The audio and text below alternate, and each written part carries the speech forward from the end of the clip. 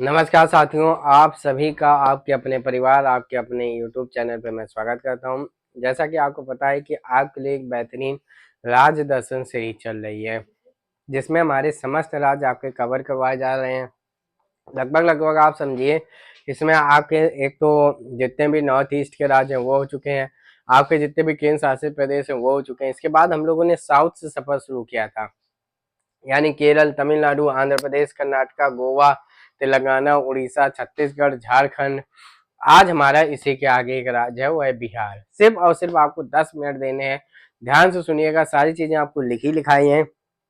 लगभग 10 मिनट में ही पूरी कंप्लीट हो जाती है। 1-2 मिनट ऊपर नीचे हो जाते हैं, कोई दिक्कत नहीं है, लेकिन आपको एक बेहतरीन इंफॉर्मेशन मिल जाती है। पूरी हिस्ट्री, पॉलिटिक्स, सारी चीजें इसमें आपको मिक्स होती हैं। राज्य दर्शन से ही चलिए शुरुआत करते हैं। सबसे पहले आज का हमारा जो राज्य है वो है बिहार, ठीक है ना। कौन सा राज्य है? बिहार, ठीक है। बिहार राज्य के बारे में आज हम लोग पढ़ेंगे, ठीक है। ध्यान से देखिएगा, ये आपके सामने बिहार का मैप भी दे दिया गया है, तो ध्यान से सुनिएगा, आप ध्यान दीजिएगा। चलिए शुरुआत करते हैं। सबसे पहले बिहार, ठीक है ना। कौन सा राज्य है? बिहार। और बिहार की राजधानी क्या है? पटना, ठीक है। ये सबको पता होगा, बिहार और बिहार की राजधानी क्या है? पटना है। चलिए आपके सामने देखिए ये मैप दिया हुआ है, ठीक है। मैप को थोड़ा सा देखते हैं। सबसे पहले तो बिहार मैंने बताया, और बिहार की राजधानी मैंने आपको बताया ये पटना, ठीक है। ये पटना दिया हुआ है, ठीक है। कहाँ पे पटना दिया गया है? ये पटना दिया गया है। बिहार के पड़ोसी राज्यों के बारे में चर्चा कर लें। पड़ोसी राज्य कौन कौन से? ध्यान से देखिएगा। एक तो पड़ोसी राज्य है ये हमारा उत्तर प्रदेश। क्या है? उत्तर प्रदेश है। दूसरा आपको कौन सा दिख रहा है? देखिए पड़ोसी में क्या है, एक देश भी है इसमें। कौन सा है? नेपाल है, ठीक है ना। फिर यहाँ देखिए, ये बांग्लादेश लगा तो है, लेकिन बांग्लादेश छूता नहीं है। उसके बीच में ये है, ये जो पश्चिम बंगाल है, यही ऐसे ऐसे ऐसे ऐसे ऐसे ऐसे जाता है। तो यानी कि एक तो हो गया उत्तर प्रदेश, एक हो गया देश नेपाल, फिर हो गया पश्चिम बंगाल, और फिर नीचे की साइड आ जाते हैं हम लोग झारखंड, ठीक है। तो देश एक हो गया, देश हो गया हमारा बिहार से लगता हुआ नेपाल। कौन सा? नेपाल। वही राज्यों की बात करें, एक तो हो गया हमारा यूपी, एक हो गया वेस्ट बंगाल, और एक हो गया झारखंड, ठीक है। और कुछ दिख रहा है? और कुछ तो दिख नहीं रहा है, कोई दिक्कत नहीं है, ठीक है। चलिए इतने हो गए हमारे पड़ोसी राज्य और पड़ोसी देश। कौन कौन से हो गए? एक तो उत्तर प्रदेश, झारखंड, पश्चिम बंगाल। पड़ोसी देश हो गया हमारा नेपाल। ये बिहार के जो पड़ोसी हैं उनके बारे में चर्चा हो गई। अब आते हैं बिहार में। ये मैप में कुछ मैप में देख लेते हैं हम लोग। जैसे हम लोगों को ये पटना दिख गया, ऐसे देख लेते हैं, कोई दिक्कत नहीं है। सबको दिख रहा होगा, बिल्कुल साफ दिख रहा होगा। पटना हो गया। आपने और कौन कौन से सुने हैं? देखिए कैमूर, कैमूर की पहाड़ियां हैं, फेमस है, सोनभद्र से लगती हुई हैं, कोई दिक्कत नहीं है।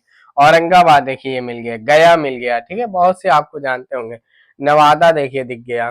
बक्सर, बक्सर की लड़ाई वाला दिख गया। सीवान, सीवान जनपद, ठीक है। ये हो गया आपका चंपारण। क्या हो गया आपका? चंपारण, ठीक है। ये देखिए ये हो गया सीतामढ़ी, ये हो गया मधुबनी, ठीक है। ये आपको सब पता होंगे, ये पूर्णिया, कटिहार, भागलपुर, जमुई, ठीक है। तो आप बेगूसराय, ये आपको सारी चीजें आपको दिख गई हैं, ठीक है। तो ध्यान दीजिएगा, ये सारी चीजें हो गई हैं। चलिए बढ़ते हैं आगे। आपको ऐसे बता रहे हैं कि कौन सी चीजें कहाँ पर पड़ती हैं। चलिए आते हैं अब सीधा फैक्ट के बारे में, ठीक है। सबसे पहले आता है हमारा बिहार के राज्यपाल कौन से हैं, ठीक है ना। बिहार के राज्यपाल अभी नए नए बने हैं, वो कौन बने? वो बने हैं आरिफ मोहम्मद साहब। कौन से बने हैं? आरिफ मोहम्मद साहब, ये अभी नए नए यहाँ पे बने हैं। मुख्यमंत्री नीतीश कुमार हैं, ठीक है। कुल जिले कितने? कुल जिलों की संख्या बिहार में 38 है, ठीक है ना। कौन से? 38 है। राजकीय भाषा की बात करें, हिंदी भी है और यहाँ पे उर्दू भी है, ठीक है ना। हिंदी और उर्दू, ध्यान रखिएगा। चलिए बढ़ते हैं आगे। सिर्फ 10 मिनट देने, शुरुआत हो गई है। विधानमंडल की बात करें, विधानमंडल देखिए दो प्रकार के होते हैं। एक तो विधानसभा होती है, और दूसरी क्या होती है? विधान परिषद होती है। अगर विधानमंडल ऐसा कहा जाए कि एक सदनात्मक है, तो यानी कि वहां पर सिर्फ और सिर्फ विधानसभा है। अगर ये कहा जाए कि वहां पे विधान जो मंडल है वो द्विसदनात्मक है, तो वहां पे विधानसभा तो है, साथ में विधान परिषद भी है। वही चीज है विधानमंडल, ध्यान रखिएगा। यहाँ की विधानमंडल द्विसदनात्मक है। कैसी है? द्विसदनात्मक है, यानी कि दो सदन है। कौन कौन से? विधानसभा है, विधान परिषद है, यानी कि ये एक उच्च सदन हो गया विधान परिषद, और विधानसभा हो गया का निम्न सदन। ठीक है, चलिए बढ़ते हैं आगे। सबसे पहले आता है लोकसभा की सीटों की संख्या। बिहार में कितनी है? 40 है। ध्यान रखना, आपके लोकसभा चुनाव हुए थे कब? 2024 में। तो ये सारी चीजें आपसे पूछी जा चुकी हैं, पूछी जा सकती हैं। और ध्यान रखना, नेक्स्ट टाइम आपके चुनाव जो होने वाले हैं वो बिहार में होने वाले हैं, तो ये भी आप ध्यान रखिएगा। तो लोकसभा में सीटों की संख्या 40, राज्यसभा में सीटों की संख्या यहाँ पे 16, ठीक है ना। विधानसभा में सीटों की संख्या 243, ध्यान रखना, और विधान परिषद में सीटों की संख्या 75 है। ये सारी की सारी आपको अच्छे से याद होनी चाहिए। मैंने क्या बताया? ध्यान रखिए, लोकसभा में मैंने आपको बताया 40 है सदस्यों की संख्या, राज्यसभा में मैंने आपको बताया 16 है, विधानसभा में बताया 243 है, और विधान परिषद मैंने बताया 75 सीटें हैं।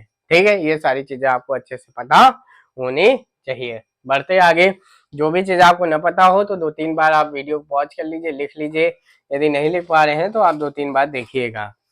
ठीक है, सबसे पहले अंतरराष्ट्रीय हवाई अड्डा। ठीक है ना, हवाई अड्डा यहाँ पर दो है। एक तो आपको याद ही रहेगा, गया अंतरराष्ट्रीय हवाई अड्डा। गया बहुत प्रसिद्ध है, गया काफी धार्मिक स्थल है बिहार का।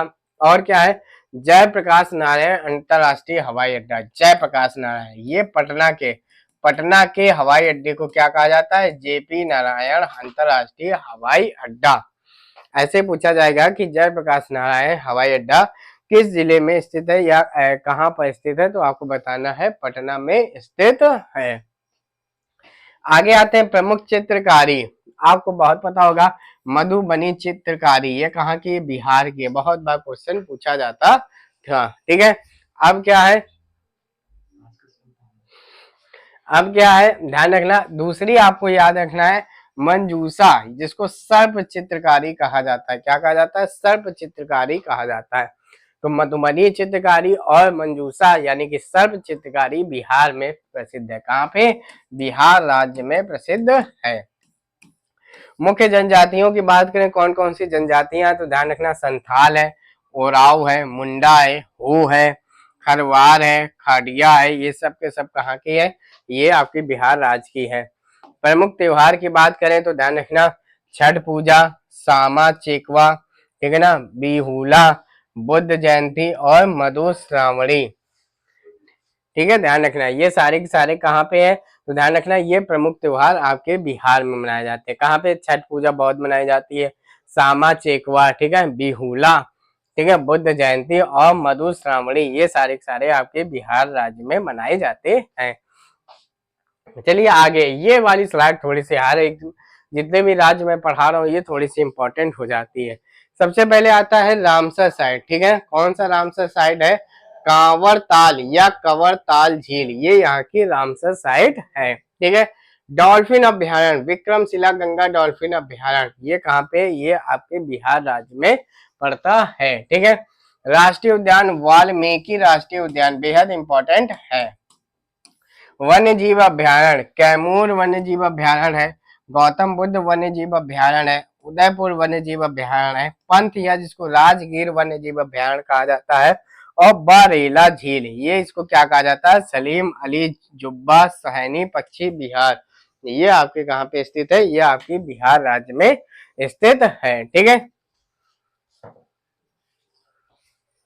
ठीक है, चले आगे बढ़े। देखिए क्या क्या मैंने बताया, आपका फिर से दोहरा दूं, रामसर साइट कंवर ताल या कंवर ताल झील है। ठीक है, डॉल्फिन अभ्यारण्य विक्रमशिला गंगा डॉल्फिन अभ्यारण्य है, राष्ट्रीय उद्यान बेहद इंपॉर्टेंट है, वाल्मीकि राष्ट्रीय उद्यान है, वन्य जीव ध्यान रखना, कैमूर हो गया, गौतम बुद्ध हो गया, उदयपुर हो गया, पंत राजगीर हो गया, और बरेला झील हो गया, जिसको कहा जाता है सलीम अली जुब्बा सहनी पक्षी बिहार। ये आपके सारे के सारे कहाँ पे है? ये आपके बिहार राज्य में स्थित है। आगे प्रमुख पक्षी बिहार की चर्चा करें, कौन से पक्षी बिहार है? तो ध्यान रखना, ये कांवर झील पक्षी बिहार है, और कौन सा है? और नागी निकटी पक्षी बिहार, ये सारे के सारे कहाँ पे हैं? बिहार में स्थित है। पक्षी बिहार से भी आप क्वेश्चन बनते हैं, तो ध्यान रखिएगा, इन सब चीजों को आपको अच्छे से तैयार करना है। ठीक है, महत्वपूर्ण संस्थान इंपॉर्टेंट ऑर्गेनाइजेशन के बारे में हम लोग बात करें, सबसे पहले आता है राष्ट्रीय औषधि शिक्षा एवं अनुसंधान संस्थान, हाजीपुर बिहार पड़ता है। तो आपको सिर्फ इतना याद करना है, इसे पूछा जाएगा राष्ट्रीय औषधि शिक्षा एवं अनुसंधान संस्थान भारत के किस राज्य में स्थित है। राष्ट्रीय फैशन प्रतियोगिता संस्थान, ये भी आपके पटना में है, ठीक है। केंद्रीय पेट्रो रासायनिक अभियंता एवं प्रौद्योगिकी संस्थान, ये भी आपके कहाँ पे स्थित है, ये आपके जिसको सीपेट कहा जाता है, सीपेट सुना होगा, पूर्व में इसी को कहा जाता था केंद्रीय प्लास्टिक इंजीनियरिंग एवं टेक्नीशियन संस्थान, इसका नाम हो गया है केंद्रीय पेट्रो रासायनिक अभियांत्रिकी और एवं प्रौद्योगिकी संस्थान, जिसको सीपेट, सीपेट आप लोगों ने सुन रखा होगा, जिसको हम लोग कहते हैं प्लास्टिक इंजीनियरिंग कर लो, ठीक है।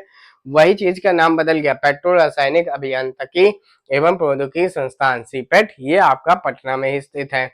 डॉक्टर राजेंद्र प्रसाद केंद्रीय कृषि विद्यालय, जिसको पूसा कहा जाता है, पूसा कहाँ स्थित है, बिहार में स्थित है, ठीक है। समझ गए इतने अनुसंधान संस्थान। औद्योगिक शिक्षा हो गया, फैशन प्रतियोगिता हो गया, पेट्रो रासायनिक हो गया यानी कि सीपेट हो गया, और राजेंद्र प्रसाद केंद्रीय कृषि विश्वविद्यालय जिसको पूसा कहा जाता है, ये भी आपके बिहार राज्य में स्थित है। बढ़ते हैं आगे, बिहार में स्थित ऐतिहासिक और धार्मिक स्थल, ठीक है, बहुत ज्यादा इंपॉर्टेंट है, ये सब पूछे जाते हैं। कौन कौन से, एक तो बोध गया है, ठीक है, नालंदा पुरातात्विक संग्रहालय, शेर शाह सूरी का मकबरा सासाराम बिहार, याद करते होंगे, विश्व शांति स्तूप, सिलाब नगर विक्रमशिला खंडहर, वेनसोंग मेमोरियल हॉल, ये सारे के सारे कहाँ पे, बिहार में स्थित है, ऐतिहासिक और धार्मिक स्थल है।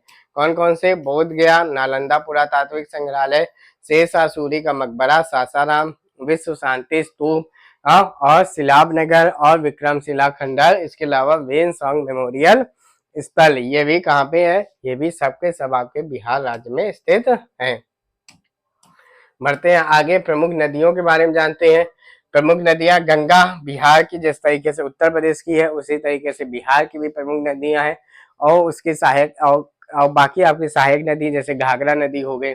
इसके अलावा महत्वपूर्ण जो नदियां हैं वो है, उसमें से आती है कोसी नदी। कोसी नदी को बिहार का शोक कहा जाता है, क्योंकि कोसी नदी क्या करती है, सर्वाधिक बार रास्ता बदलने के लिए जानी जाती है। मान लो नदी बह रही, रास्ता ही बदल दिया, लो जो आदमी सो रहा हो बह गया, ठीक है, इसीलिए उसको क्या कहा जाता है, बिहार का शोक कहा जाता है। लेकिन ये गंगा की सहायक नदी है, ध्यान रखना, भागलपुर में ये गंगा से मिल जाती है, कहाँ पे, भागलपुर में यह नदी गंगा में मिल जाती है, बिहार का शोक कहा जाता है, और सर्वाधिक बार अपने प्रवाह का मार्ग बदलती है। इसके बाद आता सोन नदी। सोन नदी जब मैंने आपको छत्तीसगढ़ पढ़ाया था, तब मैंने अमरकंटक से 3 नदियां निकलती हैं उसमें बताया। तो जो अमरकंटक से उत्तर दिशा की ओर नदी निकलती है, उसको कहा जाता है सोन नदी, यह बिहार में आ जाती है। अमरकंटक पठार से उत्तरी दिशा की ओर निकलती है सोन नदी। बूढ़ी गंडक, ये बिहार के पटना के पास गंगा में मिल जाती है, ठीक है। महानंदा नदी, महानंदा नदी के बारे में इंपॉर्टेंट फैक्ट क्या है, गंगा के बाएं किनारे पर मिलने वाली अंतिम सहायक नदी है महानंदा नदी। महानंदा नदी बिहार की एक तो सबसे बड़ी बात, दूसरी बात ये गंगा के बाएं किनारे पर मिलने वाली सबसे आखिरी सहायक नदी है। इसके बाद बराकर नदी, ये दामोदर नदी की सहायक नदी, दामोदर वही गंदी वाली नदी जो झारखंड में आपको बताया सबसे प्रदूषित नदी है, उसी की सहायक नदी है बराकर नदी। उम्मीद आपको ये सारी चीजें से समझ आ गई होंगी, जो भी ना आए तो 3 बार वीडियो देखिए, सब समझ में आपको अच्छे से आ जाएगा, ठीक है। प्रमुख पहाड़ियों की बात करें, कौन कौन सी है, सबसे पहले बटेश्वर पहाड़ी, कैमूर पहाड़ी, ठीक है, कैमूर वन्य जीव अभ्यारण्य आपने पढ़ा होगा। और कैमूर पहाड़ी जब आप उत्तर प्रदेश के जो मित्र हैं उनसे बात करते होंगे, तो उत्तर प्रदेश में बहुत याद करते हैं कि सोनभद्र की साइड कैमूर की पहाड़ियां, तो सोनभद्र और बिहार मिला मिला है, तो ये कैमूर पहाड़ियां आपके बिहार में ही स्थित हैं। और बराबर की पहाड़ियां भी बिहार में है, कौन कौन सी, बटेश्वर, कैमूर और बराबर। प्रमुख जलप्रपात की बात करें, वाटरफॉल की बात करें, तो ककोलत, करकट, धुआं कुंड, ठीक है ना, धुआं कुंड, ये भी आपके कहाँ पे है, ये भी आपका बिहार राज्य में है। दूसरी चीज, न्यूनतम साक्षरता वाला राज्य कौन सा है, सबसे ज्यादा वाला तो केरल है, लेकिन सबसे कम साक्षरता कहाँ की है, तो वो बिहार की है। अगर आपसे पूछ लिया जाए कि न्यूनतम पुरुष साक्षरता वाला राज्य कौन सा है, वो भी आपका बिहार है।